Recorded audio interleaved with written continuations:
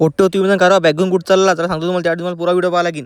अरे काय म्हणता पोट्टो, सराले आपल्या मनापासून जय श्रीराम. तयारी करून आणि बॅग घेऊन निघालो बा घराच्या बाहेर जायला. आणि आपल्या मित्राला म्हटलं बा मला थोडं सोडून द्यावर, म्हटलं शिवाजी पुतळ्यापाशी आपले पोट्टो उभे आहेत. तो म्हणे ठीक आहे मग देतो म्हणे सोडून. तो आला बा गाडी घेऊन सोडून द्यायला. मग आपल्या मित्रांना आपल्याला सोडून दिलं आणि जय तर तयार होता त्याच्या घराच्या बाहेर उभा. मग भेटलो जयला घेतलं व्हिडिओमध्ये. सर्वात पहिले पकडला ॲटो आणि ॲटो थांबवला, बसलो बा ॲटोत नाही. मग निघालो बा स्टेशनला जायला.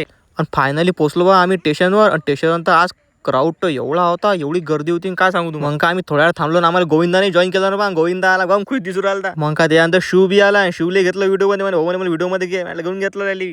ट्रेन आली नाही तरी आमच्या गळ्याला खा प्यायला तर पहिले पाहिजे. मग आली ना ट्रेन आली, गपगप गडी गर्दी ती घुसायले. आम्ही गपगप घुसून घेतलं पटकन बाबा, म्हटलं जाईन आमची ट्रेन. स्लीपर डब्यात घुसून बा जनसारखी फिलिंग येऊ राहिली ती बा, कायच करा लोकांचं. फायनली आम्हाला आमची जागा भेटली. आणि जयचा भाऊ तर ऑलरेडी आपल्या सीटर बसलो होता, तो बसला नाक करून. पोट्टो तुम्ही म्हणजे हावळा बकबक कुराला चालला कुठे तेच नाही सांगितलं. अरे पोट्टो आम्ही चाललो गोवा पुरे पोट्टे. मग काय थोडंसं आंग टाकून घेतलं बा. आणि आंग टाकल्यावर काही झोप लागली माहिती नाही पडलं बा. सकाळी उठलं डायरेक्ट मुंबईत पोहोचलो होतो. मग लागलं आम्हाला बोगदेन पा गोविंदा कसा कल्ला करू आलता.